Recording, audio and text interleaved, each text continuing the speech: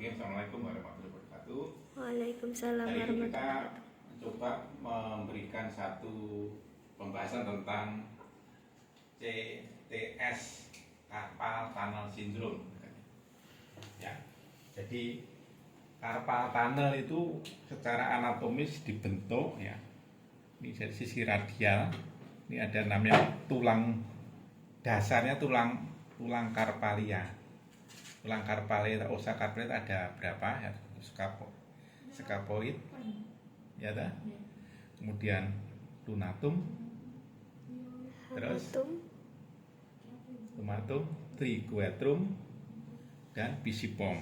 Ya, scapoid ada dataran keras atau tuberculum, tuberkulosis atau dataran tonjolan. Dan di bicipom ini, ya, yang bagian ini proxima, bagian distalnya. Di sini ada tulang trapesium, ya, trapesium di sini, ya, kemudian trapezoid, ya, ingat ya, hamatum, ada osis, ini hamatum, ini ada hamatum osisasi, ini membentuk yang sisi lateral itu membentuk namanya eminensia carpi radialis, eminensia carpi ulnaris, yang sisi lateralnya eminensia carpi radialis. Dasar yang paling pokok ini ada tulang di sini adalah lunatum dan capitatum. Nah, ini akan ditutup oleh ligamentum carpi transversum. Nah, seperti ini ligamentumnya. Nah, di dasar, jadi dasarnya adalah osa carpalia, terutama adalah capitatum dan lunatum, ya. Kemudian atapnya adalah ligamentum carpi transversum atau aponeurosis palmaris. Nah, terowongan ini dilewati oleh, ya, saraf medianus. Saya gambarkan dari saraf medianus. Saraf medianus. Nah, ini ada saraf medianus, ada dua fungsi yang terlihat terganggu apabila ada CTS. Yang terakhir, dan fungsi motoris itu mensarapi otot-otot tenar di sini, otot tenar, ya. Nah, sedangkan fungsi sensorisnya akan memberikan persarapan ke jari 1, sensoris 2, 3, setengah 4 sensorisnya. Di secara klinis, apabila ada CTS ditandai dengan gangguan fungsi motoris berupa atrofi otot tenar. Otot tenar ada berapa?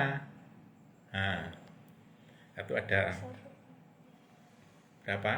4. Pertama ini adalah abduktor, ini ya, abduktor pollicis, flexor pollicis, komponen pollicis, dan aduktor. Maka sering terjadi yang atrofi itu terutama adalah flexor, abduktor, dan oponen. Aduktor, ADD itu disarapi saraf ulnaris.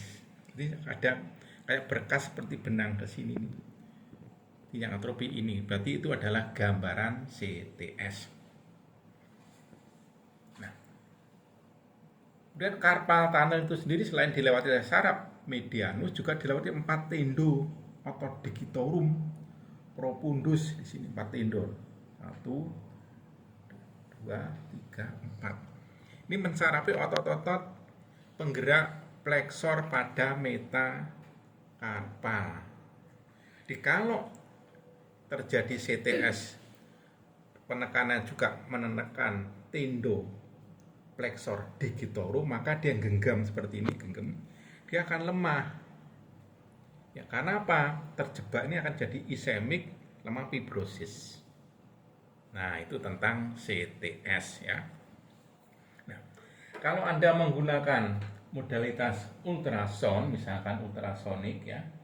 Jadi di sini mestinya tujuannya adalah untuk apa? Jadi kenapa karpal tunnel ini memberikan tekanan atau kompresi atau entrapment? Ya bisa paling sering adalah karena penebalan atau adanya retraksi dari ligamentum carpi transversum. Maka US seperti ini arahnya, tidak seperti ini. Karena niki ligamentum ya yang sudah terjadi katakan retraction, maka matrik jaringan kolagennya itu bersifat inkoheren, acak-acakan, sehingga matriknya enggak mobilisasinya tidak baik. Maka dilakukan jumlah seperti ini mesti. Maka US-nya juga membuat mobilisasi jaringan kolagen ligamen itu menjadi seperti ini, tidak seperti ini, keliru. Nah, ya karena ini superficial maka selalu bergerak, karena ini superficial maka kita pilih yang memberikan frekuensi 1 atau 3 MHz yang dipilih. Karena kalau 3 MHz ini adalah pancaran pada area konvergensinya ini lebih tegak lurus sehingga absorpsinya lebih optimal, tapi di superficial. Ya, ini terusan kemarin. Nah, kemudian satu sisi kalau ini kita ingin memperbaiki fibrosis otot flexor digitorum profundus, maka yang 2S ke sini arahnya adalah ini, buka maksimal. Ini boleh nah seperti ini. Ini ototnya. Ya, gerakan seperti ini, bukan seperti ini otot. Sebab target perdarahan ini tertekan, ini akan ischemic, maka dari sini. Ya. Oke. Jadi itu terkait dengan CTS. Tapi hati-hati terjebak. CTS ini termasuk keluhannya gangguan sensorisnya atau termasuk nyeri neuropati saraf ya, neuropati. Anda lihat di sini ya. Nah, kemudian ada beberapa problem nyeri di sekitar pergelangan tangan toris ini. Kalau nyerinya di sini tenosynovitis untuk otot apa? Extensor pollicis. Sering disebut istilah dengan De Quervain syndrome. Ya, jangan terjebak. Terus kalau nyerinya di daerah ini ya, sendi titik ini ya. Itu tulang osa karpalia nih, metakarpa ya. Karpometakarpa di sini nyeri, osteoartritis karpometakarpa. Di sini apa? OA metakarpo palangia. Ini sering terjadi, kejebak. Ini daerah pergelangan tangan yang sering mengalami osteoartritis adalah karpo metakarpa jari 1 dan metakarpo palangia. Tapi kalau di sini terjadi pada metakarpo palangia, gerakan mengunci skelet ini trigger tam. Nah, baik De Quervain syndrome tadi, OA ini termasuk nyeri yang sifatnya nyeri nociceptif. Ada satu lagi nyeri di daerah sini, sepanjang ini. Nah, di sini sampai jari. Ini gangguan bukan nyeri, ini gangguan sensibilitas dermatom C6. Surat nggak apa-apa, belum mandi aja. Ya, di sini. Ini adalah C6 dermatom. Nah, saya tanyakan, bedanya apa sampai sini ya, sampai sini. C6.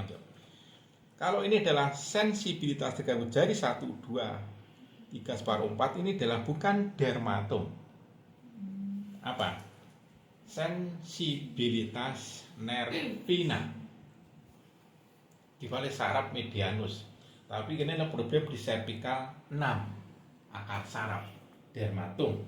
Karena kalau ada gangguan entrapment pada akar saraf mesti diikuti 3 gejala: dermatom, myotom, dan refleks. Ya. Satu lagi atau 2 lagi. Yang kalau ada gangguan rasa kebas di khusus jari tengah, ini adalah gambaran yang ini, di tengah ini. Ini adalah gambaran dermatom C7. Tapi kalau ada kelainan pada jadi terjadi gerakan seperti klek ngunci, ini adalah tenosynovitis ya, dari trigger pincer. Nah, satu lagi nyeri bisa terjadi di daerah sini, karena terowongan Guyen sindrom ya, Guyen. Nah, ini juga sering terjadi gerakan tertentu nyeri di daerah sini, Guyen sindrom. Ya, ini gejalanya. Ini ada terowongan Guyen sering mati gejalanya. Jadi ini adalah untuk membedakan problem nyeri di daerah pergelangan tangan. Nah, kembali ke CTS. Kalau Anda melakukan satu mobilisasi, kan ini dibuka mobilisasi. Ya, ini buka seperti ini. Nah, terkena saraf medianus. Kalau sudah muncul gejala atrofi lebih dari 6 bulan, tindakan isoterapi gak efektif. Kirim ke dokter bedah saraf sebelumnya. Jadi kalau awal masih bisa tadi dengan ya. Nah, mestinya mobilisasinya kalau ini tadi atau tesnya kalau ditekan seperti ini Anda lihat. Jadi kompresi. Ya, ini namanya tes apa? Palen tes. Kalau ini kan praying dan didobelkan ini praying. Ya, tapi nah, kalau udah mestinya yang kita jangan terjebak. Sarafnya nggak pernah dimobilisasi, mestinya juga ada mobilisasi sarafnya, saraf medianus. Maka waktu kita buka seperti ini, kita tarik ke sana lihat. Ya. Maka kalau memberikan latihan di rumah ya, seperti ini, genggam pol, buka lihat ini medianusnya. Lagi, ya. Jangan ini pasif, harus aktif. Ya, digerakkan ini pola apa sebetulnya? Fleksi, abduksi, eksorotasi. Ini sekaligus untuk mobilisasi saraf medianusnya. Oke, ya, itu terkait dengan frekuensi sederhana US. Nah, kemudian kalau ada kelemahan, disuruh menggenggam sesuatu, misalkan lemah seperti ini, dibandingkan kanan kiri, berarti ada entrapmentnya kuat menekan pada otot flexor digitorum profundus. Ya. Maka di sini saya akan memberikan contoh nanti, tapping nanti saya contohkan, sekaligus aktivasi tonusnya untuk meningkatkan kekuatan lagi flexor digitorum profundus, karena ototnya dan otot cepatnya dalam tidak terjangkau oleh stimulus elektris, maka dengan menggunakan stimulus magnetik. Ya, saya teruskan tentang pemberian stimulasi magnetik dan gabungan laser untuk CTS. Ya, ini titik ininya ya, lihat ya, kelihatan ya, gambarannya lihat. Nah, ya, dekatkan, kelihatan Mbak? Kelihatan. Ya, kita tembak di bagian dengan magnetic stimulation ini, bagian pas tulang lunatum, ya, tengah-tengah di sini. Ini saya tadi akan dilihat Mbak, paskan dia terbaca, terlihat ya, kita lihat. Nah ya. Dulu. Oke. Kelihatan. Sudah kelihatan ya? Kelihatan. Baik. Nah, sekarang kita setting. Ini adalah stimulus saraf medianusnya. Kalau dengan electrical stimulasi seperti ini tidak bisa, yang seperti ini nggak bisa, tidak jangkau yang lebih dalam. Ini kelibatan, karena prinsipnya magnetic stimulation ini adalah seperti stimulus langsung pada neuronnya, Kalau di otak namanya TMS, ini pada akar saraf. Kalau penggunaan stimulus ini magnetik ini derivat atau turunan dari TMS, transcranial magnetic stimulation, diturunkan intensitas frekuensinya menjadi magnetic stimulation untuk merangsang akar saraf termasuk saraf tepi langsung, sehingga otot-otot yang letaknya deep atau dalam lebih bisa teraktivasi. Ya, kita mulai. Nah, lihat gambarnya di sini, Pak. Nah, ini ya, tegakan bergerak, ini kelihatan jarinya ya, jadi diperkontraksi. Nah, lihat dari sini ya, ya, nah ya, ini adalah stimulus magnetik. Dapat digerakkan berapa menit ya, sampai 3 sampai 5 menit ini kan. Nah, ya, ini contoh stimulus magnetik untuk CTS daripada setelah diberikan US untuk mengaktifasi saraf medianusnya sekaligus untuk mengaktifasi otot flexor profundus ya. Setelah ini kita berikan dengan aktivasi untuk merangsang gerak supaya lebih fungsional. Saya berikan berikutnya ada dengan metode tapping atau physio tapping. Oke. Mulai. Nah, sekarang setelah di magnetic stimulus kita berikan tapping. Banyak metode, ada initio tapping, Kenzo Kase, ada juga metode NMT. Saya secara klinis mengombinasikan. Prinsip saya akan berikan aktivasi pada otot grup flexor, juga termasuk otot digitorum profundus. Saya pasang dari kanani origo flexor di tubulitas humeri sisi medial, karena seni flexor. Ya, Anda lihat. Nah, ini juga untuk sekaligus mengaktifasi fungsi konduktivitas hantaran saraf sekaligus untuk aktivasi fungsi ototnya ya. Otot apa? Terutama adalah otot-otot yang mengalami. Nah, ini adalah ya dari sini otot. Nah, ini adalah otot flexor digitorum profundus, termasuk ini adalah juga gerakan ini tanpa tarikan ini mulai dari sisi medial tubulitas humeri, masa gerakan ini lihat. Nah, akan bergelut ini mengaktifasi fungsi limpatik pembuluh darah sehingga otot tetap baik, dan juga ligamen kapitalisme yang mengalami retraksi atau penebalan juga akan teraktivasi. Tapi karena tadi ligamen aras rambutnya adalah horizontal, saya aktivasi dengan koreksi ya. Seperti ini. Nah, maka akan berikan buka dulu, hasilnya lebih baik ya. Bisa tarik kurang lebih 10% saja, saya tarik dengan orbit transfusumnya seperti ini ya. Nah, akan saya putar. Nah, lihat, ini adalah yang saya lakukan dalam praktek sehari-hari, ditahan kurang lebih 2 sampai 3 hari. Nah, ini ya, ini adalah untuk jadinya.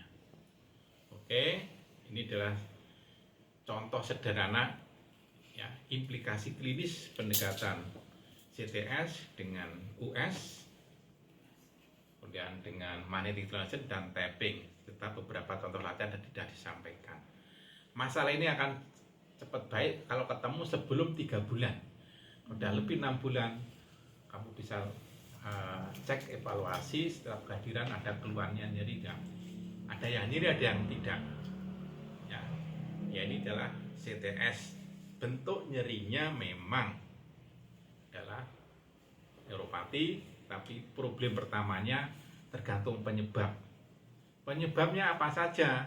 Bisa karena kondisi reumatologi dan soft tissue rheumatism ya. Bisa juga karena trauma akumulatif, penggunaan yang berlebihan kemudian trauma ya. Juga bisa karena dislokasi ke anterior dari lunatum juga bisa. Tapi beberapa teori tentang adanya aktivasi hipofisis akibat pada akromegali, hipofisis berlebihan terutama hamil, itu sering peningkatan cairan tubuh mendesak ruang pada CTS. Biasanya ibu hamil sering mengalami CTS. Itu ya bisa. Ya, ini adalah gambaran, tapi itu semua kita pakai sebagai analisis klinis kira-kira kausalnya apa. Ya, kalau ibu hamil biasanya setelah melahirkan ya akan baik, tapi kalau sudah ketemu dengan nyeri neuropatik yang sudah lebih 6 bulan, langsung aja dirujuk ke bedah hand surgery, lebih baik hand surgery ya. Oke, saya kira ini semoga bermanfaat untuk penjelasan ini pada kuliah praktek terakhir ini ya. Iya. Nanti lihat jenjang ya. Selamat mencoba mempraktekkan, semoga sukses untuk semuanya. Ya, dan terima kasih. Assalamualaikum warahmatullahi wabarakatuh. Waalaikumsalam warahmatullahi wabarakatuh. Oke, nah,